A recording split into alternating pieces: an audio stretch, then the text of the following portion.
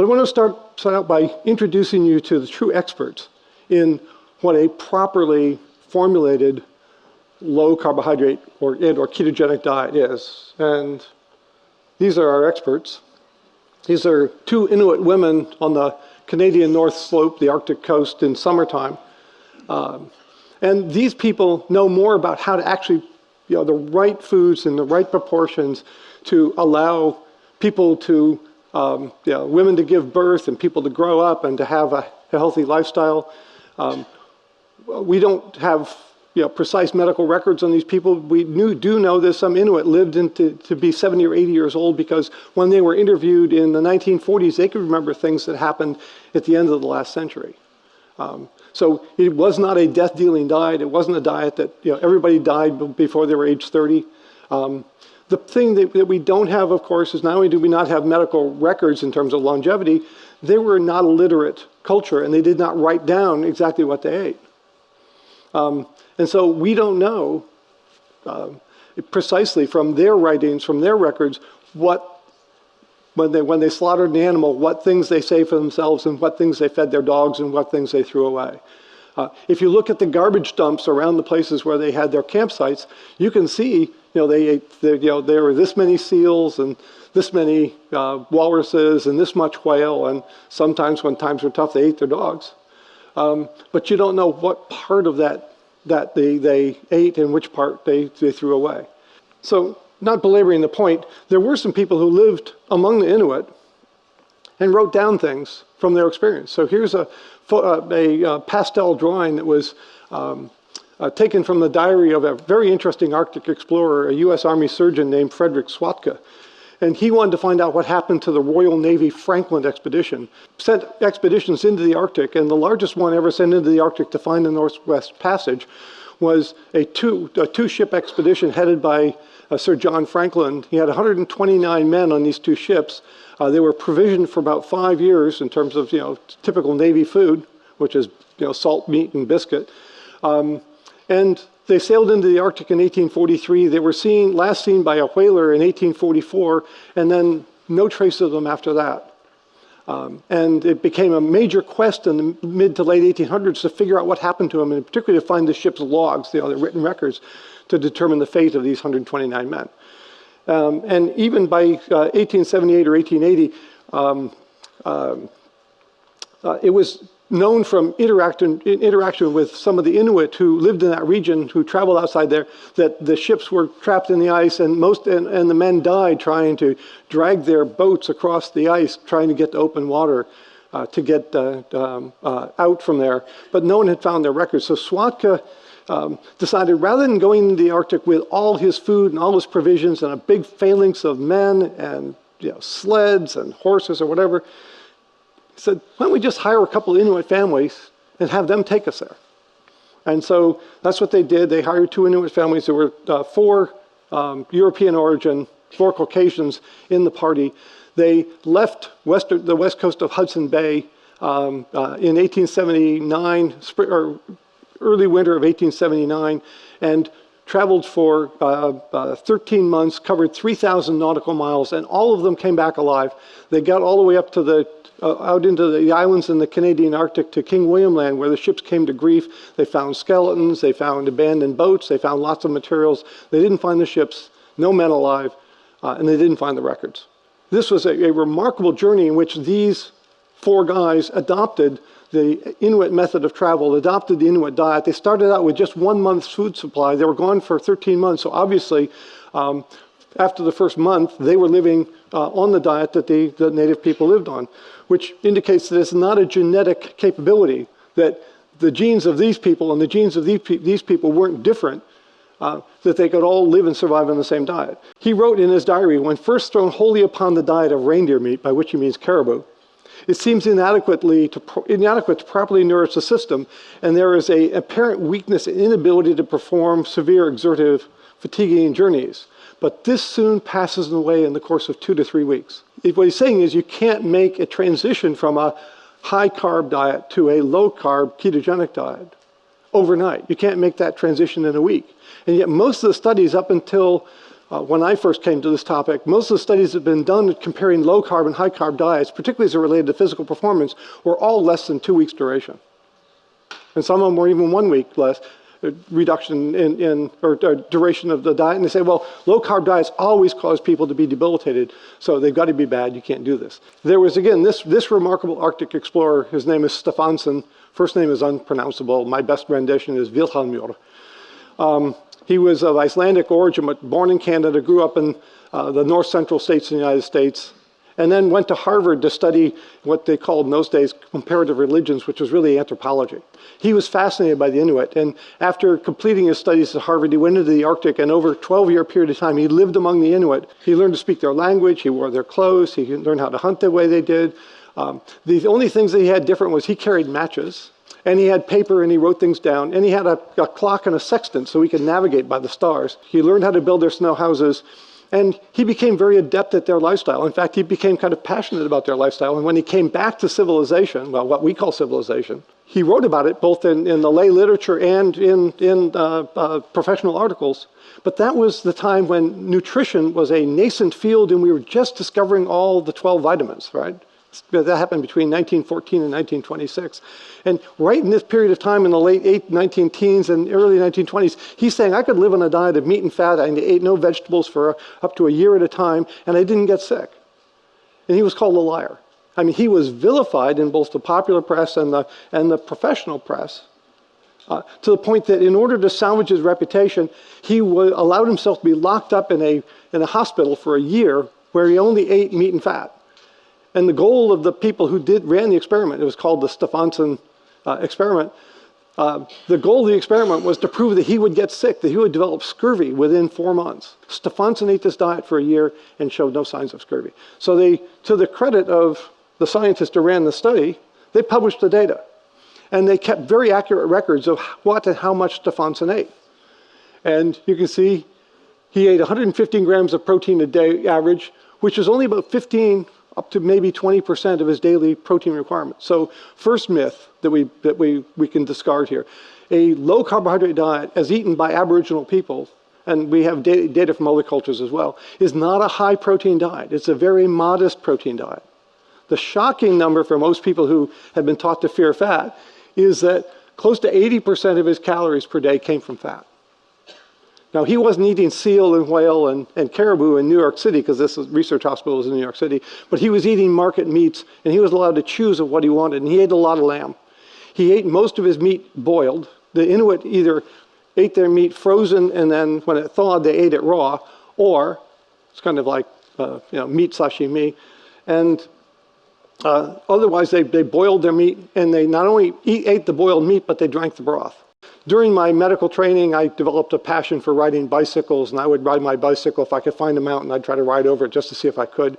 And I learned that if I ate a diet that was rich in carbohydrates, and I ate carbohydrates during the ride, I could ride for hours and hours and hours and be fine. If I didn't eat carbohydrates during the ride, if I rode for more than an hour and a half or 2 hours, I would suddenly, kind of my energy would drop off, and that's called hitting the wall.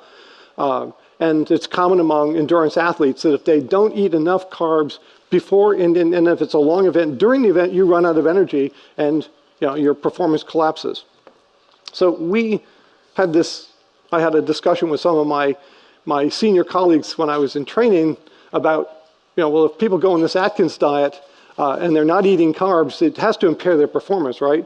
But some of the people the patients who'd been on the diet had kind of told us that it doesn't seem to bother me. I've been on this for months and my performance is fine.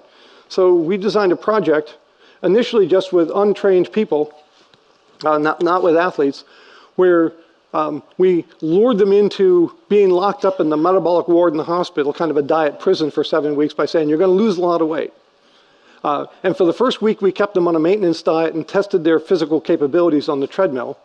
And then after they'd been on the maintenance diet for a week, we switched them to not an Inuit diet, which was high in fat, but a moderate protein, very low carbohydrate, relatively low fat diet. It was about 600 or 700 calories per day.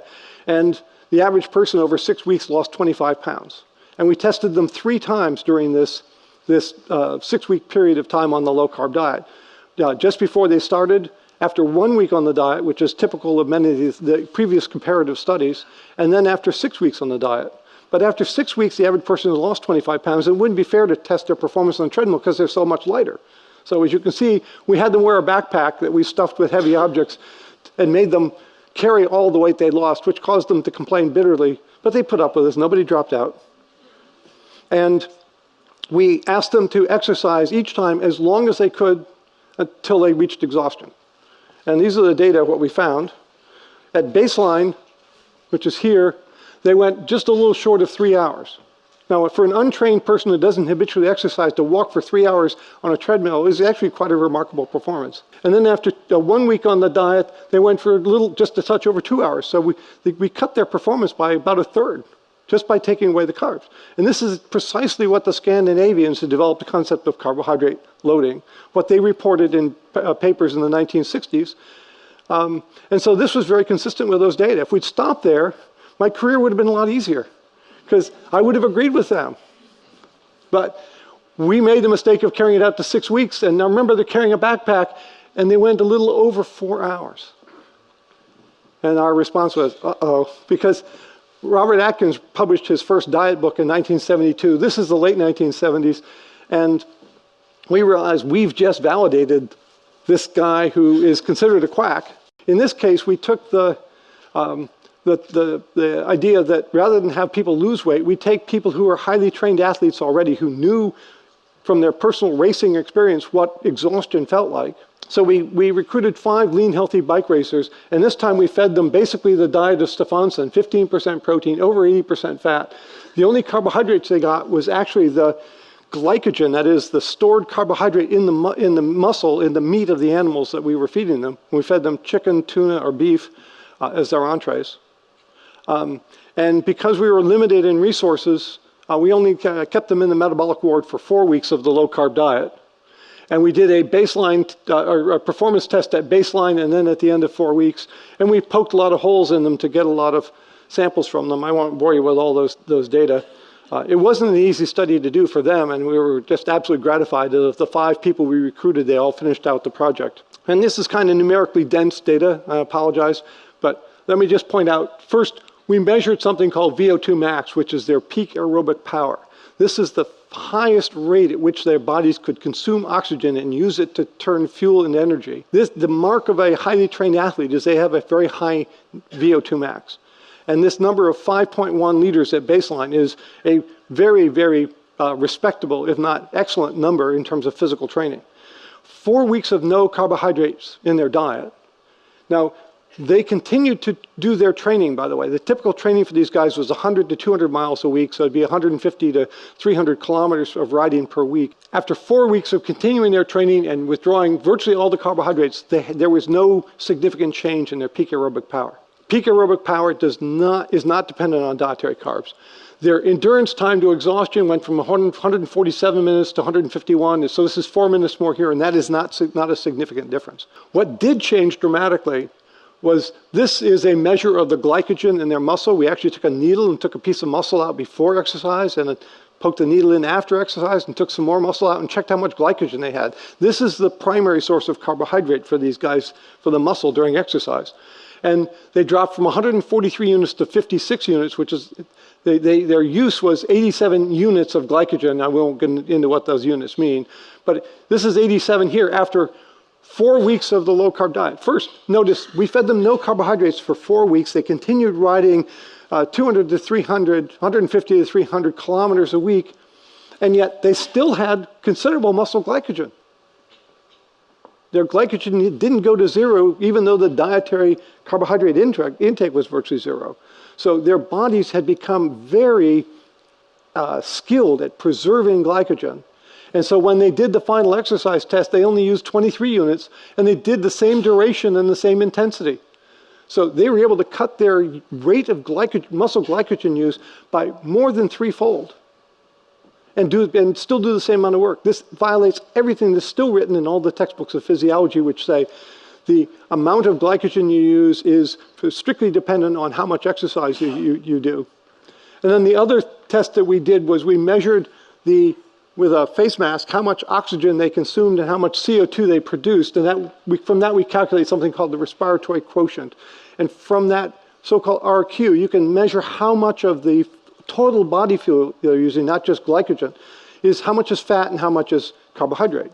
And 0.83 represents about a 50-50 mixture of carbohydrate and fat. And that's very typical for a highly trained athlete at about 60 to 65% of their peak aerobic power.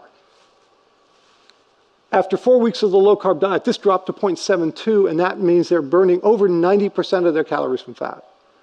And that kind of number had never been seen and never been published in the literature. And we published it, and it sat there. And as Professor Noakes said, there's this cognitive dissonance that you can have the data in plain sight, but if people don't want to believe it, it's just ignored. This is the time to exhaustion for the 5 separate athletes. The red line here is the mean value, the average of all 5. But notice that one of them went up a lot, this one went up a little bit, this one went up, or this one went up quite a bit, this one went up a little bit, and these 2 went down, which means we're not all white lab rats. We are heterogeneous as humans, and our responses are different. So there are 2 interpretations we could take from this, and that is a low-carb ketogenic diet is great for this guy, good for this guy, pretty good for this guy, and terrible for these 2 guys. Or the other interpretation is that we only gave them 4 weeks to adapt. And maybe some people do well in 4 weeks of adaptation, and some people need 8 weeks. And what I can tell you from our experience with athletes subsequent to that is many athletes tell them to really fine-tune the low-carb diet and get the benefits, and oftentimes greater benefits on this than on a high-carb diet. They have to be on the diet for 2 or 3 months. So duration of adaptation becomes important. But the key thing here is that humans don't switch from a high-carb diet to being able to optimally utilize a high-fat diet overnight. And you certainly can't do it mid-race as an athlete. You have to adopt this as a lifestyle and use it for a significant duration of time if it's going to be useful to you. But there was a study published, now remember we published those data back in the early 1980s. There was a study published in 2005 by a group from the Netherlands, and they did a study where they took 300 people. Some of them were obese and untrained, some of them were highly trained athletes, but a whole cross-section of the population, 300 people, and measured the peak rates at which their bodies could burn fat. That is, when you put them on a treadmill and increase the exercise from stage to stage to stage, how much fat, what was the highest rate that anybody could burn fat? And of 300 people, the highest they found was 60 grams of fat per hour. And the average was half that, about 30 grams of fat per hour. And in this paper, they said the highest rate at which a human can burn fat during exercise is 60 grams an hour.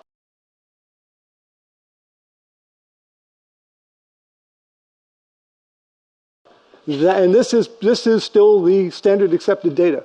So my friend and colleague, Dr. Jeff Volek, who I really wish was here, but his day job got in the way of, he went back and took my dissertation, my thesis numbers from that bike racer study, and he calculated them in grams of fat per hour. Of the 5 bike racers, the lowest was 74, the highest was 112, and the average was 90. He said, Steve, there's really something important here. And he just took my sterile data and put it in reference to what is published in the textbooks and said, this diet has the capability of dramatically changing how athletes can use fat. Some kind of pioneering athletes have adopted this not as a short-term strategy, but as a lifestyle. And this is a picture, it's kind of hard to see, but this is you can see a pretty lean-looking guy who's still upright. He's just run 100 miles over the Sierra Mountains, from the east side of the Sierras to the west side of the Sierras, not on roads, but on mountain trails. It's called the Western States Endurance Run. His name is Timothy Olson. He had been a very good runner before he went to low carb, but in the latter stages of these long races, he suffered what many ultra runners experience, which is nausea, vomiting, and diarrhea.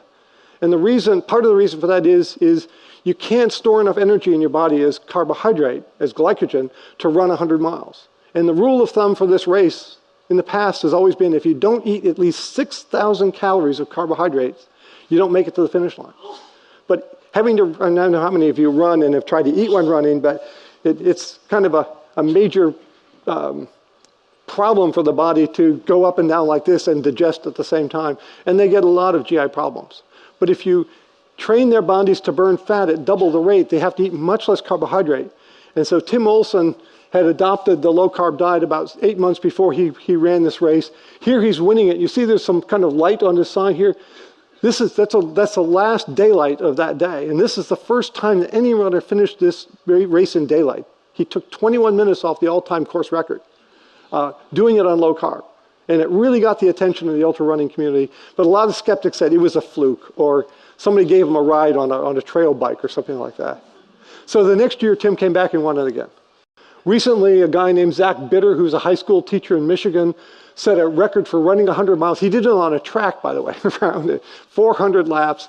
But he ran 100 miles in 11 hours and 47 minutes and set a U.S. record. The guy in the middle is Sergeant Mike Morton in the U.S. Army. He's 43 years old, and he's set an American record for 24 hours, and he ran 172 miles in 24 hours on a low-carb fueling strategy. Donald O'Neill, who lives here in Cape Town and had done the movie Serial Killers 1 with Professor Noakes a couple of years ago, and he came out and chronicled a trans-Pacific row by Sami Inken and his wife Meredith Loring. They got in a rowboat in California, rowed to Hawaii in 45 days, unsupported, so no resupply in the middle. And the previous record for a two-person boat from California to Hawaii was 60 days, and they did it in 45 days, taking 15 days off the all-time record, and they did it on a low-carb diet. Now, people will say, oh, that's great, Steve, but we know athletes will be willing to do anything to set a record, to get a medal. They use drugs like amphetamines that runners and cyclists have died by taking drugs because they want to enhance performance. And we all know that these people will do anything, even if it threatens their life. So maybe they're doing this, but it's going to kill them earlier in life. Is it dangerous? So I want to show you one study that was run by Jeff Volek's group. And I want to address some of the questions of danger. So he took a group of 40 people with metabolic syndrome, that's pre-diabetes, and he divided them into two groups. One group of 20 was put on a low-fat and low-saturated fat diet. You can't really see it, I'm sorry, that's up here. And the other group was on a low-carbohydrate, high-fat diet, and particularly high in saturated fats. And we did that on purpose. Low-fat diet was about 1,500 calories a day, and it was 56% carbohydrate, about 20% protein, and only 24% fat. So it's quite low fat, and it contained specifically 12 grams of saturated fat per day. The high-fat, low-carb diet was a little higher in protein, 28%, about 12% carbs, and 59% fat. But again, it was 1,500 calories a day, and people say, well, that isn't really that high. Remember, Stefansson was eating 75 or 80%. But remember, this is 1,500 calories. These people are burning more than that. So a lot of their calories are coming from body fat. So actually what the body is burning is more than 59%. But the important point is 36 grams of saturated fat per day in this group, 12 grams of saturated fat per day in this group, and very big differences in the amount of carbohydrate. This shows you the weight loss for the two groups, and the dietary records there, or the dietary intakes. And as we typically see, and Dr. Westman has published multiple studies, and others have published studies of comparing these two diets for 3 months or 6 months or a year, you typically see more weight loss with the low-carb diet. And people say, well, it's just water weight. Well, in the first week or two, the water weights differ. But once you get out here, you get substantial differences in fat weight. So this is greater fat loss here than here. But what happens to the risk parameters? So-called bad cholesterol, LDL cholesterol, went up with the ketogenic, the low-carb diet, and went down with the low-fat diet. But these are very small changes on average in the LDL, and they were not statistically significant. LDL particle size is very important, and a 3% increase in LDL particle size is actually a highly significant difference, which means it reduces risk. HDL, the good cholesterol, went up markedly here, much more so than over here. Triglycerides, which are another measure of risk and particularly are markedly elevated with metabolic syndrome, they cut their triglycerides in half with the low carbohydrate diet. There is no drug that I can prescribe you as a physician that would get anything like this change in HDL and the reduction in triglycerides. But really the most intriguing thing was something that we have done in 3 studies now, this one and 2 others, and has not been looked at before, and that is we measured the amount of saturated fat in the bloodstream. Now, we've all been told that you are what you eat. In fact, every dietitian is brainwashed to think in his or her training that what you eat is what you get in the body. But it turns out that, and as you've already seen today, saturated fat in the diet has been disconnected from heart disease risk in multiple large studies. But there is a grain of truth in the concept that saturated fat is dangerous. There is very strong data that saturated fat circulating in your blood is dangerous. What's been disconnected is dietary intake from saturated fat. And what we showed here is that for the low-carb ketogenic diet, even though they were eating 3 times as much saturated fat per day as this group here, these numbers came down, which is saturated fat and the triglycerides as percent, and this is the absolute amount. These reductions are much greater than these over here, which means that in spite of the fact they're eating much more saturated fat, they have less in their blood. That seems like a major paradox until you understand that we have dramatically enhanced these people's ability to burn fat for fuel. And the saturated fat becomes a high-octane fuel of the body, and they burn it up, it doesn't accumulate, and it doesn't represent risk. Turns out that a well-formulated low-carb diet is very effective at reducing inflammation, and inflammation has become a major target in preventing not just heart disease and diabetes, but now multiple common kinds of cancer in humans, and interestingly also Alzheimer's disease and late dementia in people. And that's getting a whole lot of attention. And to show you what the difference is between where I learned about ketosis in medical school, and that was as a physician in the context of ketoacidosis, which occurs in type 1 diabetics when you don't give them insulin. And ketoacidosis is way over here on this side in red, and the number for ketone in the blood, the measurement is 10 units or greater. That's ketoacidosis. If you woke up this morning and had your toast and oatmeal and juice for breakfast, your ketones would be down here under 0.2 units, 0.2 millimolar. So a person fed carbohydrates consistently down here. A person who is in ketoacidosis up here. If you go on total starvation, you eat no calories, just have water and a vitamin pill for a couple weeks, your values would be up here in the range of 5 to 7 millimolar.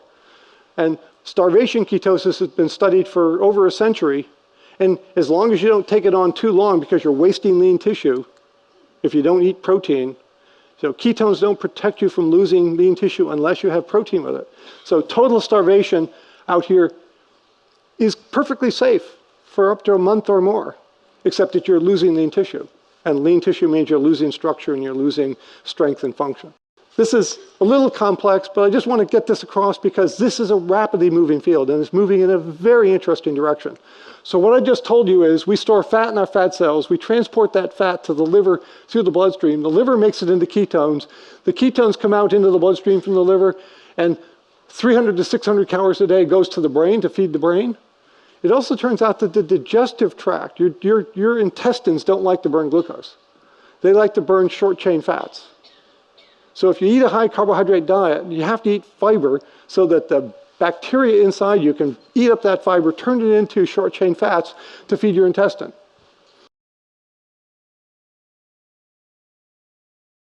But if you're an Inuit who, even if you believe they harvested, lichens and really sour berries and stuff and ate them in the summer for vegetables, but for 9 months a year they lived on snow and ice. There was no gatherable plant food. They had no obvious source of fiber in their diet. And how did they maintain intestinal health for that 9 months? And it turns out that very likely beta-hydroxybutyrate circulating in the blood coming from the liver is actually an excellent fuel for the blood.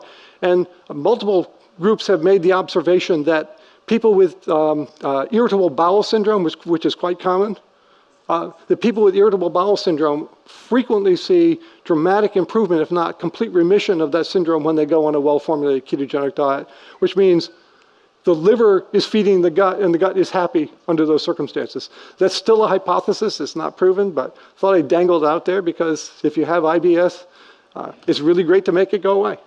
But the really exciting thing that's happened is we now, just in the last couple of years, based on a remarkable paper published in the journal Science, and by the way, the journal Science is probably hands down the best and most dependable in terms of quality research. It stands the test of time. a little over 2 years ago, a group from San Francisco published a paper saying that beta-hydroxybutyrate is a signal that goes directly to the nucleus of the cell and changes the activity of a specific set of genes called histone deacetylases, and we won't have a test afterwards.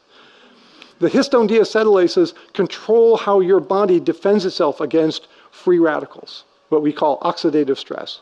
When you have ketones circulating, you basically turn on your defenses against oxidative stress and free radicals. Which means it's like it's taking a super potent antioxidant pill, except it's coming from inside you. Now let's flip this thing over and say, when our more recent ancestors adopted agriculture and started producing lots of carbohydrates, and we ate those carbohydrates and we had our toast and oatmeal and orange juice for breakfast, that made our ketones go really low. We didn't get this signal, and our defenses against oxidative stress got turned off.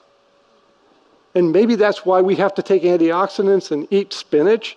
What Aboriginal person would choose to eat spinach?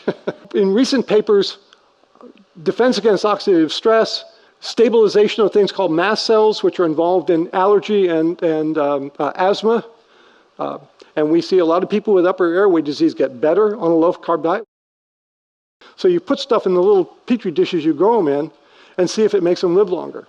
And people have been, the holy grail of the drug industry is to find a longevity drug, something that makes these things live longer, that doesn't have toxic side effects, and we can feed it to people and make people live longer. Well, they put beta-hydroxybutyrate in the culture medium, and they live 26% longer. 26% increase in longevity.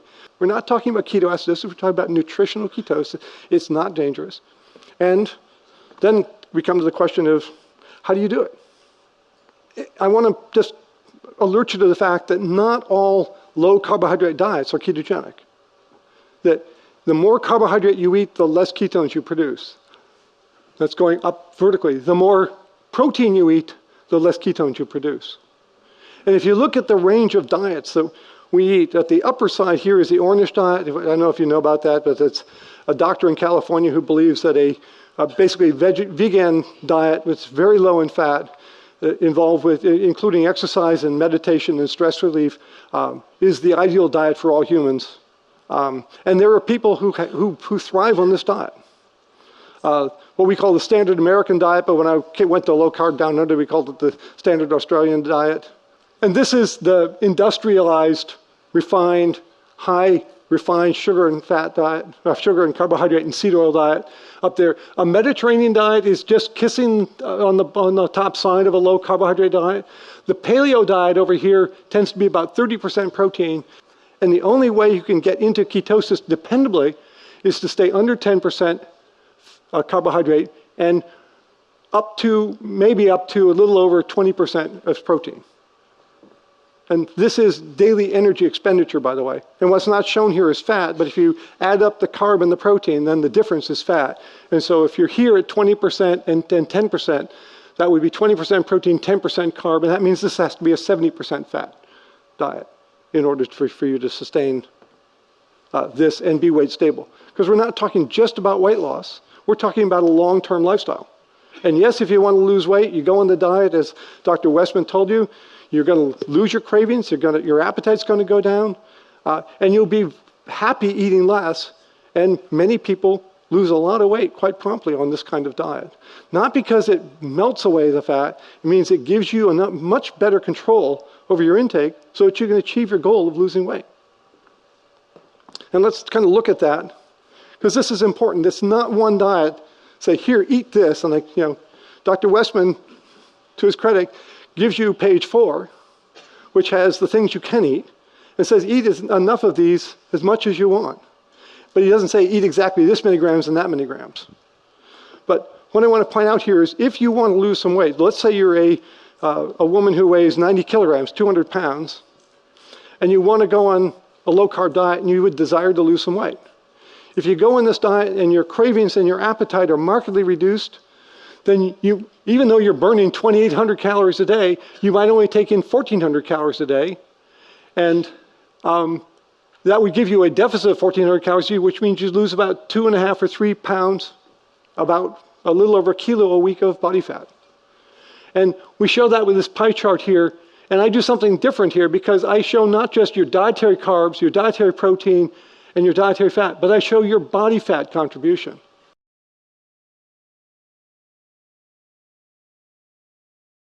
Because they all add up to what you're burning. So you're eating 1,400 calories a day, you're burning 2,800 calories a day, so this is 14 here and this is 1,400 here.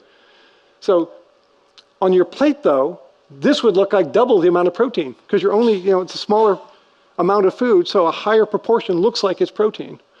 And a higher proportion looks like it's fat because you kind of invisible to you is this 50% that's coming from body fat. That results in weight loss. As you go through various phases, as you lose weight, as you lose weight, naturally your metabolic rate goes down. You have less body tissue to support. Carrying around body fat is not a cheap date. Every time you move, you have to move it. And if you weigh 20 kilos less, if you drop from 200 to 160 pounds here, you're going to be burning less calories per day.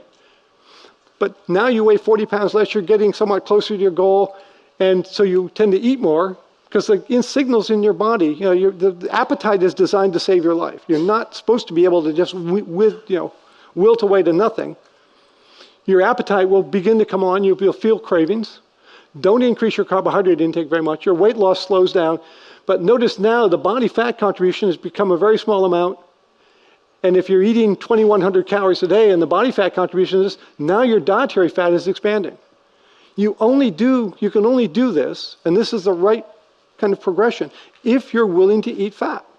Because when you get to maintenance, if you want to stay in nutritional ketosis, keep your carbs at or under 10%, your protein moderate 20%, you're going to have to teach yourself how, as part of your lifestyle, to eat the majority of your calories as fat.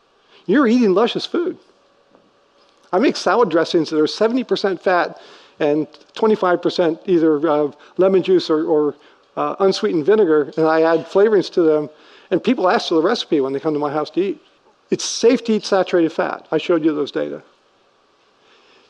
Monounsaturates, which are, the saturates are red here. Monounsaturates are yellow. And that actually appears to be the body's preferred form of fuel when most of what it's burning is fat. And I won't get into why I believe that to be true.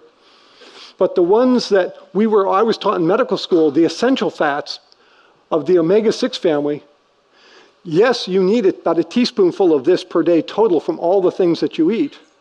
But if you eat most of your fat from I call them the big blues here. So safflower, sunflower, corn, soybean, peanut, and cottonseed oils. Those are the ones that are high in the omega-6. They will make you feel ill.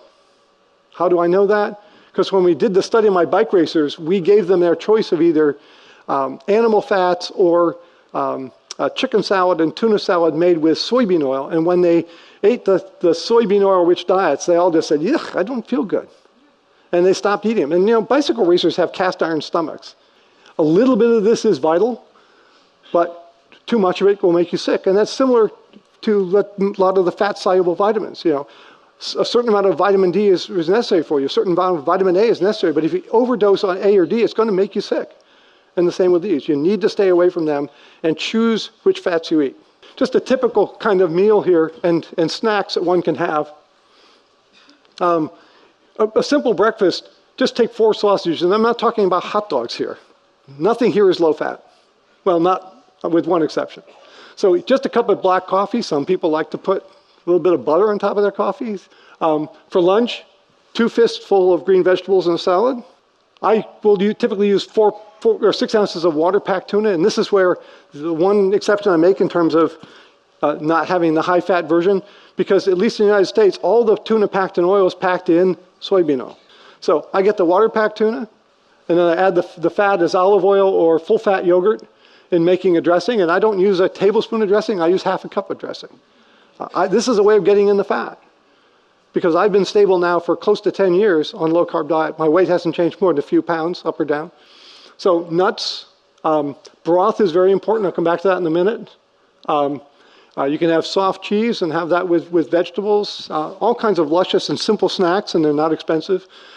Dinner can be a really luscious meal, including 4 ounces of ice cream. That's the good news. The bad news is you have to make it yourself, because nobody yet commercially makes a good-tasting, true low-carb ice cream that's full fat. And again, this is a place where it's made with heavy cream and where I get some of the fats I need to keep me satiated and stable throughout the day. The tomato bisque, I make it from tomatoes that I grow in my garden at least half the year. And I use chicken broth as the base. So I have 2 servings of broth per day. One is a snack and one usually is a soup. It's a homemade soup. And the broth is actually, it's part of the traditional diet of many Aboriginal people, including the Inuit. If they boil the meat, they drink the broth. So if I have a chicken, we roast a chicken, we eat the chicken and the usual parts. I take the carcass, put it in a pot, boil it